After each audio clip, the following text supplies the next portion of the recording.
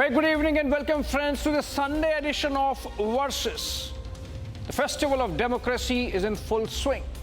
We are seeing campaign speeches and rallies and comments and counter-comments coming in from all sides. It's been about 2 months. 6 phases of voting have already taken place. Just as every part of the democratic machine, including the voter, is in play, so is press and media. Very important elements that make a democracy a success or even a failure. In fact, press and media are seen as fourth pillar of democracy. In this backdrop, we have seen an attack coming in from Rahul Gandhi, who has not given a single interview to any media platform. While we have Prime Minister who has spoken to almost all media platforms, press, newspapers, television, even the social media influencers. We have seen a very cagey Rahul Gandhi avoiding speaking to anyone, even those who are considered as soft on the Congress party. And yet, he had the temerity to call the journalists who had freewheeling conversations with the Prime Minister and asked him every question possible that even the opposition would have asked, chamchas and chamchis. That's going to be our focus in this edition of Versus, where we are going to have a conversation on whether Rahul Gandhi has really demeaned a very important institution of democracy, which is press and media. Take a look at what he exactly said, and then I come back on the other side. आपने नरेंद्र मोदी जी के interview देखे वो जो चमचों वाले interview हैं, देखे नहीं देखे? वहां पे नरेंद्र मोदी जी बैठते हैं, 4 चमचे आ जाते हैं, देखे आपने? उसमें नरेंद्र मोदी अलग अलग बयान देते हैं। उनसे पूछा, वो एक चमचे ने पूछा, मोदी जी, हिंदुस्तान में अमीर लोग अमीर होते जा रहे हैं, गरीब लोग गरीब होते जा रहे हैं, आपकी इस पे क्या राय है? नरेंद्र मोदी जी ने 30 सेकंड सोचा,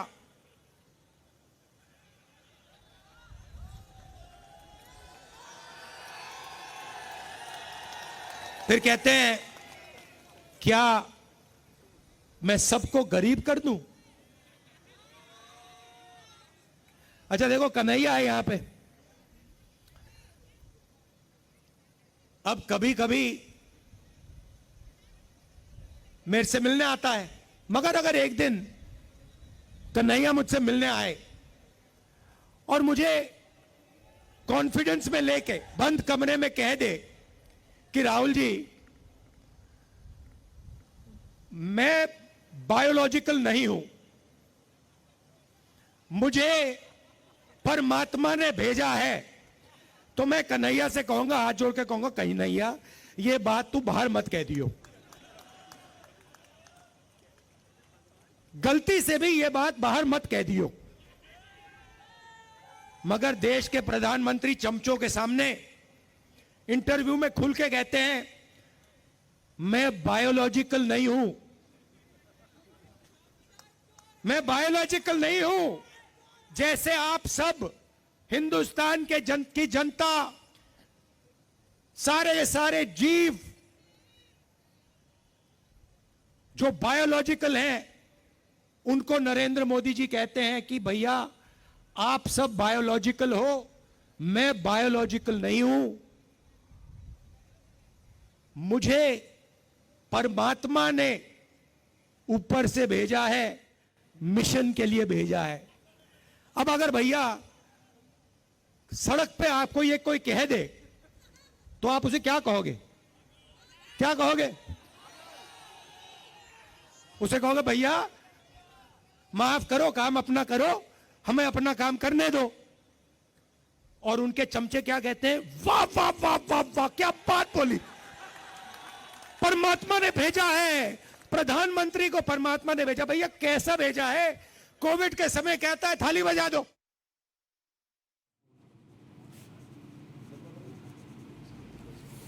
All right, welcome back, friends. You heard Rahul Gandhi there demeaning the institution of media. and some journalists who have interviewed the Prime Minister specifically. Joining me to have this conversation, Karan Verma, political analyst, leans towards the BJP, and I would want to begin with Kapil Madan. He leans towards the Congress party. Kapil, how would you defend this attack by Rahul Gandhi on the media when he himself is shying away from giving a single interview in this entire democratic exercise that has spanned over the last 3 months? So let me tell you, Abhishek, Mr. Narendra Modi is the Prime Minister of the country and Mr. Rahul Gandhi is not the Prime Minister of the country. And, I will say this and will begin this by, reminding you that during the UPA 2, over 125 press conferences. Please correct me on the numbers. It is my information that during UPA time, Prime Minister Manmohan Singh at that point in time did more than 100 press conferences. And if you look at the press conferences done by Honorable Prime Minister Narendra Modi, that is zero. Now, you don't have any, any plausible explanation. What is that, which is stopping, and, what is the fear, of Mr. Narendra Modi that he cannot, come, before the media in open and can invite any question and invite any journalist to ask any question of, national importance. Why is that? Why is that there are only a handful of journalists who get interviews of Honorable Prime Minister, and you don't, and even if if you look at the question which those journalists are asking the Honorable Prime Minister, and I mean the criticism is obvious. I mean you can't go on and ask the Prime Minister that कि आप थकते क्यों नहीं, tonic कहाँ से लेते हो? So if you ask this kind of question, then you are reducing your own credibility as a journalist. It's the most important pillar of a democracy, that is media, and it is the media's role and responsibility to seek accountability from the Honorable Prime Minister, because they are holding the position of power, not the opposition. Not the opposition. It is unfair on your part to say that Mr. Rahul Gandhi is not giving interviews. You just see how many press conferences he has done, and he's invited questions from both the sides. Someone has criticized, someone has spoken in this favor from both the sides. But how many Mr. Narendra Modi had done? Zero.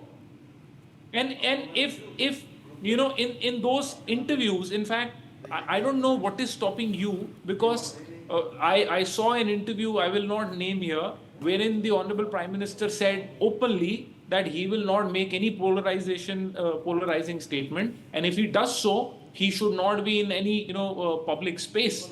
And the very next day he goes to Maharashtra and he makes those polarizing statements. And if these kind of contradictory statements is not picked by the media, what is that to do with the interviews, Karan? Is not questioned by the media, then of course you are degenerating your own. Okay, I will. You are. It is for you who have to be blamed as a institution.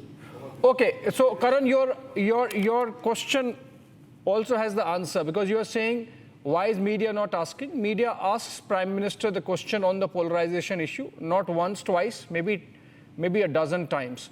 He has spoken to 71 journalists in this campaign in the last 1.5 months, and every conceivable question has been asked. Now, if Prime Minister is campaigning the way he is, if as an icebreaker, a question is asked, how are you doing? How are you keeping up? Precisely. What keeps you going? These are simple, polite, after all, he's the Prime Minister of the country.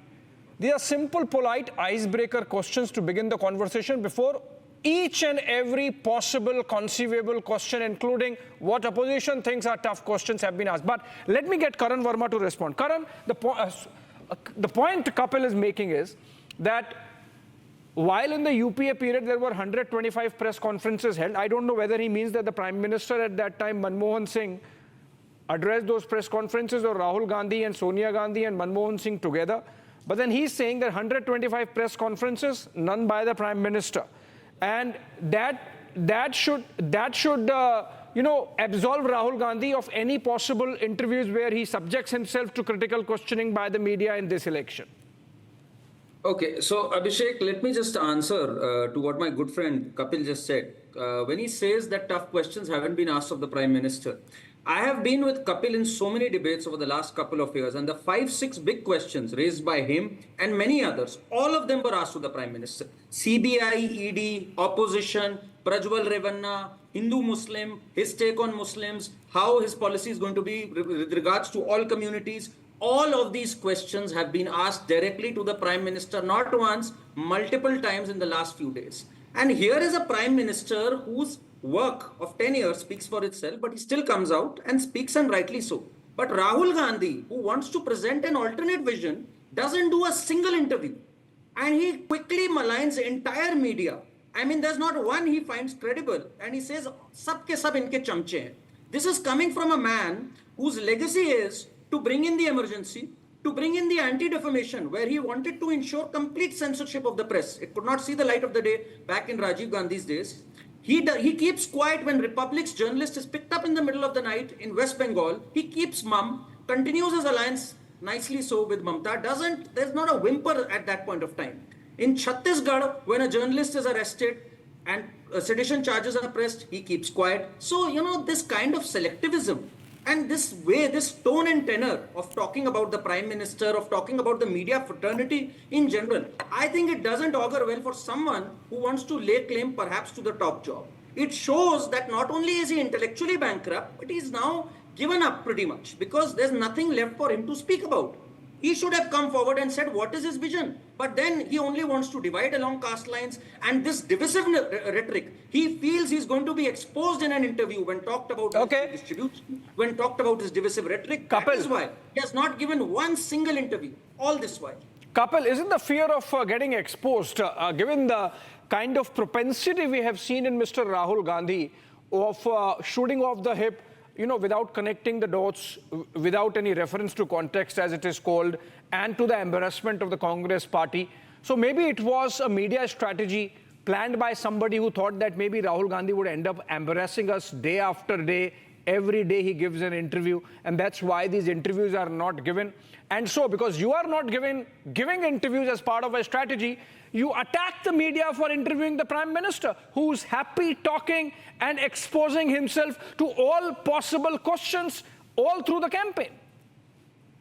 Now, Abhishek, let me clarify. If this is the question that, what is the, intellectual level of, the persons who are leading the BJP and the persons who are leading the Congress, I think there was a question wherein the, Mr. Rahul Gandhi accepted the invitation sent by several retired judges for an open debate with Mr. Narendra Modi. And I think Mr. Narendra Modi has not, said anything on that. He has not given his consent for a, debate. And, this is where we are. So had it been the fact that if you really want to check, what is the vision, what is the mindset, and, what is your, view and how your ideology and your, thought process will work, in the future for the country, that would have both of the sides should have got the opportunity to, do that. But look at it. What's the, thought process of the BJP?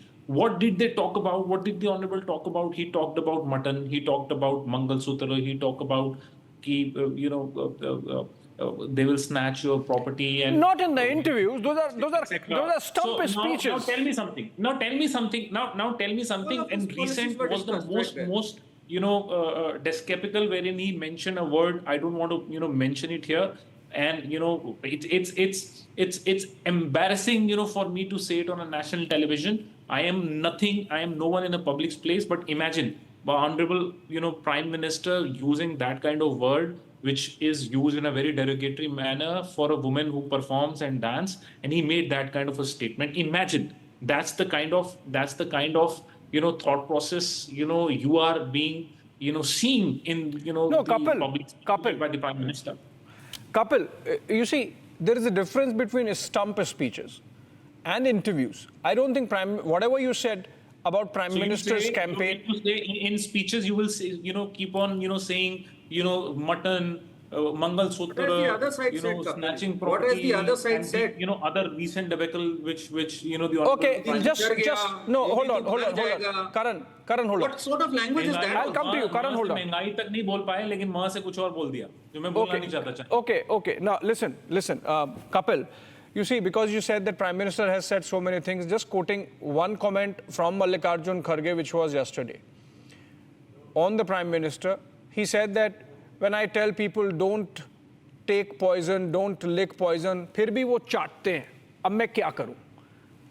Is that the language to be using even for the electorate? Forget about the Prime Minister because he's your political opponent. You are taking some liberties. Not just that. You are Abhishek. treating your. Talaq for Modi. Karan, hold on. Karan, hold on. I'm making a point here. You know, is this the way you treat the electorate with such contempt? He was speaking in Kal Buragi, for God's sake. For donkey's years, he has been elected from there. He's treating his own electorate in such a shoddy manner. No, so basically, it comes down to the Congress party in its nervousness, having lost all respect for institutions. The electorate, the voter is an institution, just as media and the reporters and the editors are. No, so I beg to, you will have to see the speech in the context. Why don't you pay the entire But I'm not on speech speeches. In fact, I'm not on speeches. So that's It's about the interviews. Okay, hypothetically, present in a completely different manner. just for the sake of argument, nobody is a chamcha. But just for the sake of argument, let's say there was a set of chamchas. Is it difficult? Is it difficult, Kapil? No, Abhishek. Is it difficult for the Congress party to find people whom they can speak to in mainstream media, in newspapers, in television, on social media, on your YouTube channels that you had sent, covering the Amethi and Raebareli scene there? किसी से तो बात कर सकते थे. No, Abhishek ji, I think you're trying very hard to defend the BJP, but you have no... No, I'm not defending the BJP, I'm defending the media. Statement made by the Honorable Prime Minister, wherein he mentioned Sonia Gandhi ji as Congress ki vidwa. Do you endorse this kind of a statement, coming this is not other here. than the Honorable Prime Minister? It did not happen in this campaign. Do you endorse something the from the past where he comments about one lady as 50 crore ki girlfriend?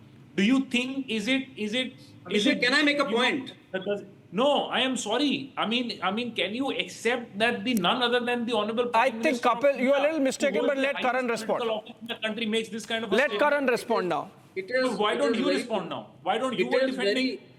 Because okay. Hold on. Karan, I'm coming to you. I'm coming to you. Kapil, you see, I only defended the media part of it. Since you are making it political, and since what you are saying is between the BJP and the Congress, let Karan respond to it.